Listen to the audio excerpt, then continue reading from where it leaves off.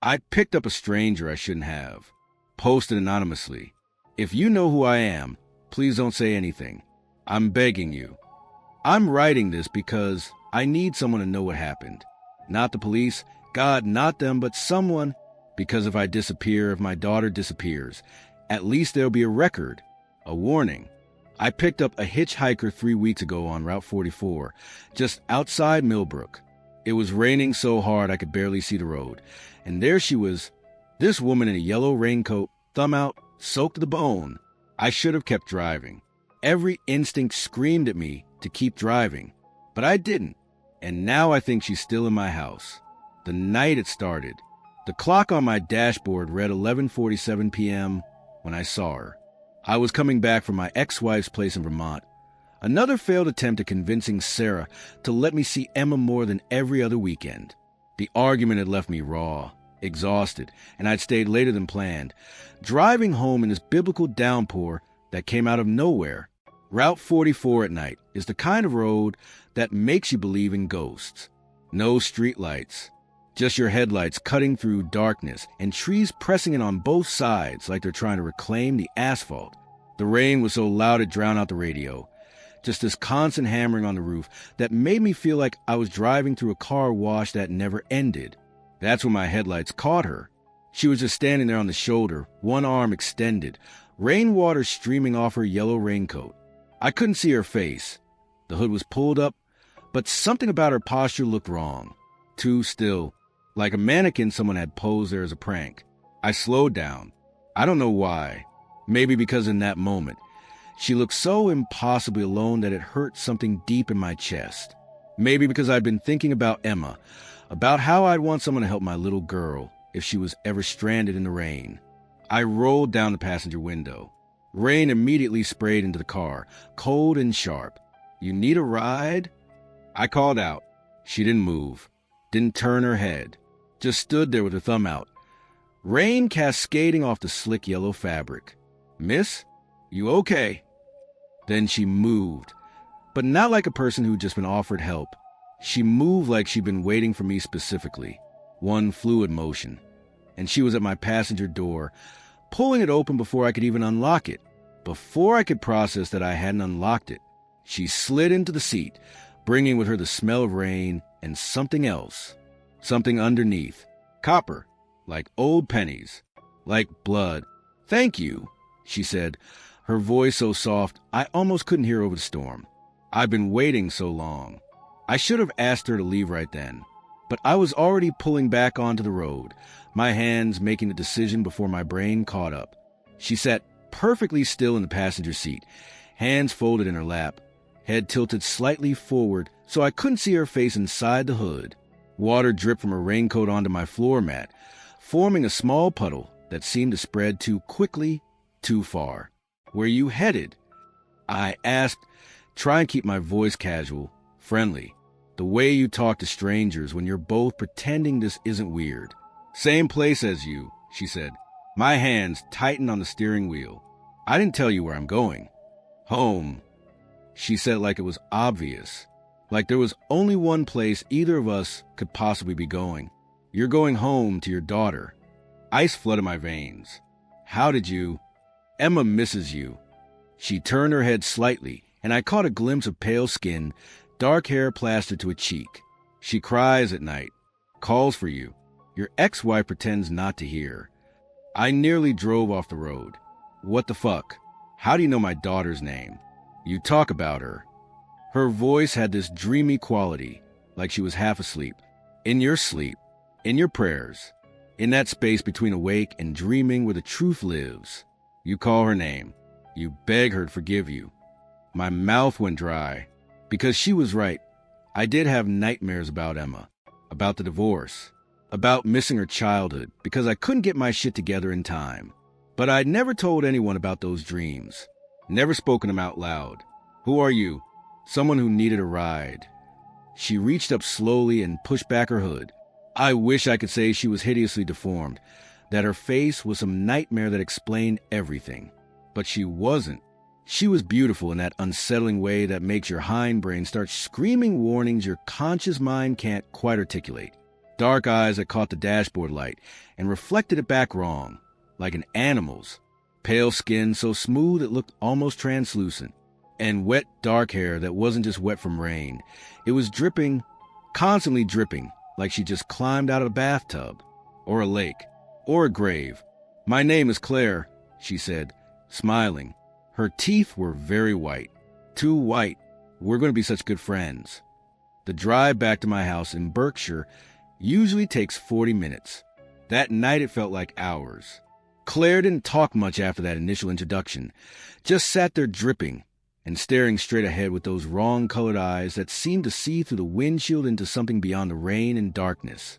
Every time I glanced at her, I noticed new details that made my skin crawl. Her raincoat wasn't yellow, not entirely. Up close, I could see dark stains on it, brown and rust-colored, like old blood that had never quite washed out. Her fingernails were too long, filed to points, and underneath them was what looked like dirt, or maybe dry blood, hard to tell in the dim light. And she was cold. I had the heat blasting, but I could feel coldness radiating off her like she was made of ice underneath that wet coat. "You can drop me at your place," she said as we approached the turnoff to my neighborhood. "I don't mind." I wasn't planning to. "I know." She turned to look at me fully for the first time, and her smile widened. "But you will, because you're a good man, Mark. And good men don't leave people stranded in the rain." She knew my name. I hadn't told her my name. "Besides," she continued, her voice dropping to a whisper that somehow carried over the storm, "Emma will be so happy to finally meet me." I slammed on the brakes. The car skidded slightly on the wet road before stopping in the middle of the street, rain pounding on the roof like fists. "Emma isn't at my house," I said slowly, carefully. "She lives with her mother." Claire's smile didn't fade. "Not tonight. Tonight, she's with you. Sarah dropped her off 3 hours ago. Emergency at work. You didn't get the message because your phone died." She pointed at my phone in the cup holder. "Check it." My hands were shaking as I picked up my phone. Dead. Completely dead, even though it had been at 67% when I left Vermont. I tried to turn it on. "Nothing. How did you—" "Drive, Mark." Her voice was gentle but firm, like a mother talking to a child. "Emma's alone. She's scared. She needs her daddy." I drove. My house was dark when we pulled into the driveway, except for one light in the upstairs window. Emma's room, the room I'd set up for her visits, painted princess pink, filled with toys she rarely played with because she was only there twice a month and the space never felt quite real to her. But that light was on, and as I sat there in the driver's seat, engine running, rain drumming, I could see a small shadow moving behind the curtain. "No," I whispered. "This isn't possible. You should go check on her," Claire said softly. She was already out of the car, standing in my driveway, rain cascading off her coat. "I'll wait here. We have time." I don't remember turning off the car. Don't remember walking to my front door, keys somehow already in my hand. But suddenly I was inside, dripping on the hardwood floor, calling out, "Emma? Emma, baby, are you here?" Small footsteps upstairs. Then her voice, sleepy and confused. "Daddy?" She appeared at the top of the stairs in her purple pajamas, the ones with unicorns on them, clutching her stuffed rabbit. She looked so small standing there, backlit by the hallway light, her dark curls messy from sleep. "Daddy, Mommy said you weren't coming until Saturday." I took the stairs 2 at a time and pulled her into my arms, holding her so tight she squeaked in protest. She was real, warm, solid. My daughter, somehow here, impossibly here, when she should have been 2 hours away in Vermont. "When did you get here, sweetie? When did Mommy drop you off?" "A while ago. She said she had to go to work and you'd be home soon." Emma pulled back and looked up at me with those big brown eyes that were exactly like her mother's. "She seemed scared, Daddy." She kept looking out the windows like something was chasing her. My blood went cold. "What did you do after she left?" "Watch TV. Then I got sleepy and went to bed." She yawned, proving the point. "Can I go back to sleep?" In a minute, baby. Did you see anyone else? Anyone outside? Emma's expression changed, got very serious. There's a lady in a yellow coat standing in our driveway. She's all wet. She keeps smiling at the house. I turned and looked out the window. Claire was exactly where I'd left her, standing in the rain, staring up at the house. At us. Even from here, I could see that smile. She waved. Daddy, why doesn't she go inside? Emma's small hand found mine. Doesn't she have a home? The first night, I should have called the police. Should have grabbed Emma and driven to the nearest police station. But my phone was dead. The landline I never used had been disconnected months ago, and I couldn't shake the feeling that if I tried to leave, something terrible would happen. That Claire would do something. That she was waiting for me to try to run. So instead, I did what any terrified parent does. I locked every door, checked every window, and tried to pretend everything was normal for Emma's sake. I made her hot chocolate, read her a story, tucked her into bed, and told her everything was fine. Who's the lady, Daddy? She asked as I pulled her blanket up to her chin. Just someone whose car broke down. She'll be gone in the morning. She looked sad. I glanced at the window. Claire was still there, standing in the rain, staring up. She'd been there for over an hour now. Just standing, just waiting. Try to sleep, baby. Daddy's right downstairs if you need me. I kissed her forehead and left the room, pulling the door closed. Then I went downstairs and stared out the living room window at the woman who wouldn't leave my driveway. She was closer now, at least 10 feet closer than she'd been before, though I hadn't seen her move. Still smiling, still dripping. The rain around her seemed heavier, darker, like the water was afraid to touch her and fell faster trying to get away. I stood there for hours, watching her watching me. Every time I blinked, she was closer. 2 feet, 5 feet. Now she was almost at the front door, close enough that I could see her face clearly through the window, and her lips were moving. She was saying something over and over, though I couldn't hear the words through the glass. At 3:47 a.m., I finally fell asleep in my armchair, exhaustion winning over fear. When I woke up 3 hours later, she was gone, but there were wet footprints leading from my driveway to my front door, and back, and to every window on the first floor, like she'd spent the night circling my house, testing it, looking for a way in. And on my front door, written in something dark that hadn't quite dried, were 3 words. Let me in. Days later. That was 3 weeks ago. Emma went back to her mother the next day. I invented some excuse about work. Got Sarah to come get her early. I haven't told her about Claire.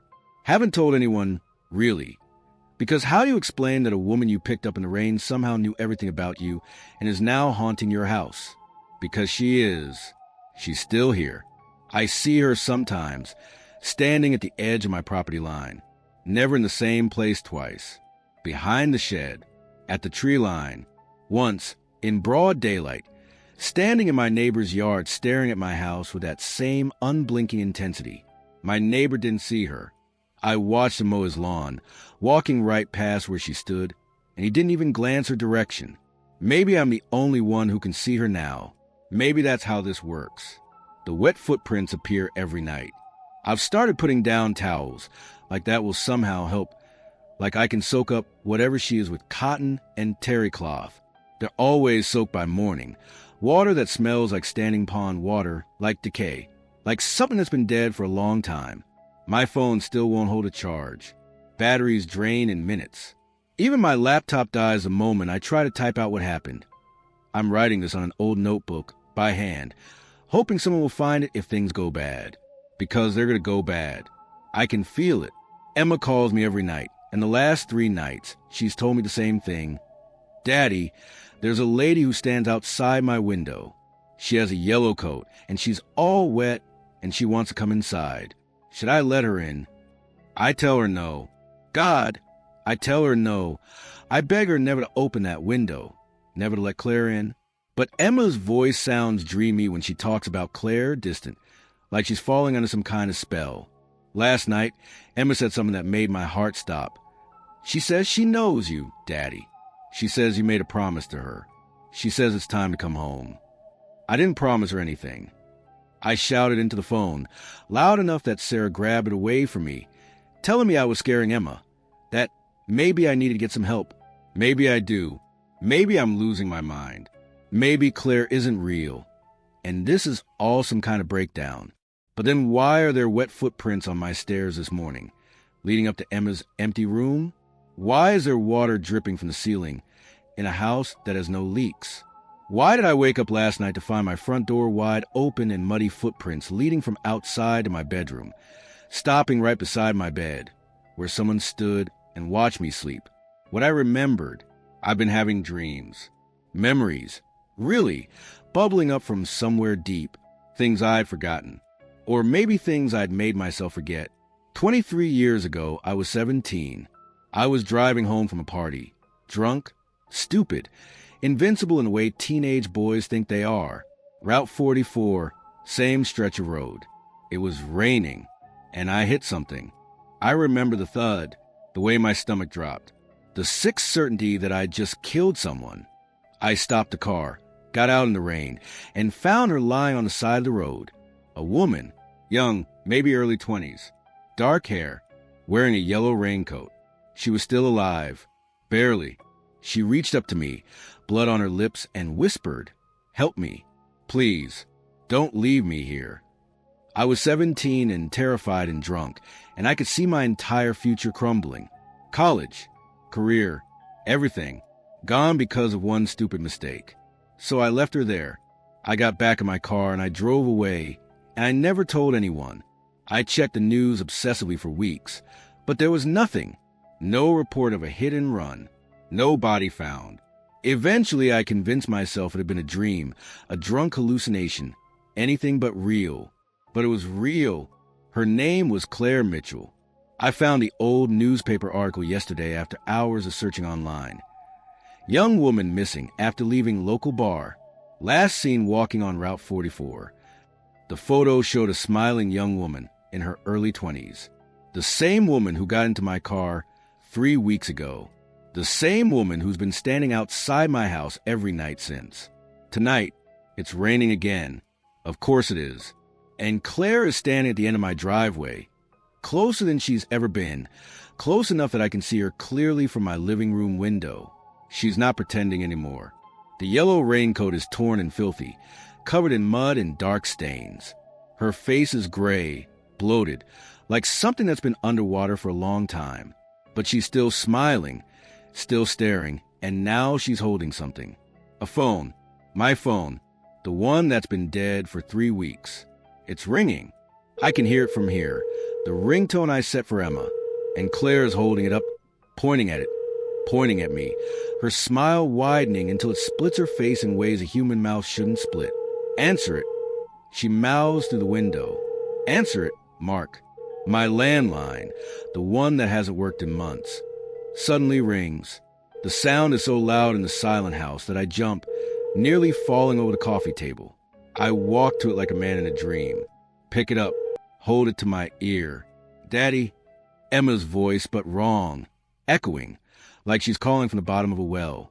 "Daddy, can you come get me? I'm so cold. I'm in the water, and I'm so cold and I can't get out." "Emma? Baby, where are you? Where's your mother?" "She let me in, Daddy. The lady in the yellow coat. She said you wanted me to go with her. She said it was time to come home." Emma's voice breaks into sobs. "Why did you leave me, Daddy? Why did you leave us here in the dark?" The line goes dead. I look out the window. Claire is gone, but Emma's bedroom light is on upstairs. And I can hear small footsteps, someone moving around in that room, someone who shouldn't be there. I'm going upstairs now. I have to. I know what's waiting for me. I know this is a price for what I did, for leaving Claire Mitchell to die alone on that rainy road 23 years ago. The footprints on my stairs are fresh, wet, leading up, and I can hear Emma's voice singing softly from her room. It's raining, it's pouring, the old man is snoring, but Emma isn't here. Emma is 2 hours away with her mother, safe, alive. At least, I hope she is. I need to check. Update. Written 3 days later. I'm writing this from a hotel room. I can't go back to my house. I can't sleep without the lights on, and I can't stop shaking. When I went upstairs at night, Emma's room was empty. Of course it was. But the window was open, rain blowing in, soaking the carpet, and on the wall, written in what looked like mud but smelled like something dead, were words. Thank you for coming back. We're home now. I called Sarah immediately, borrowing my neighbor's phone, because mine still won't work. Emma was fine, asleep in her bed, safe, completely unaware of anything happening. Sarah thought I was having a breakdown.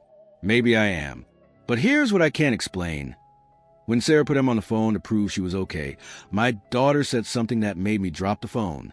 Daddy, why is there a lady in a yellow coat standing in our driveway? She says she knows you. She says thank you for showing her the way home.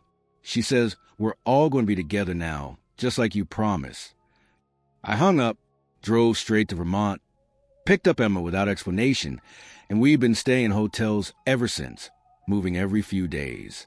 Sarah thinks I've kidnapped our daughter. Maybe I have, but I couldn't leave Emma there, not with Claire watching, because she's not just haunting me anymore. Last night, Emma woke up screaming.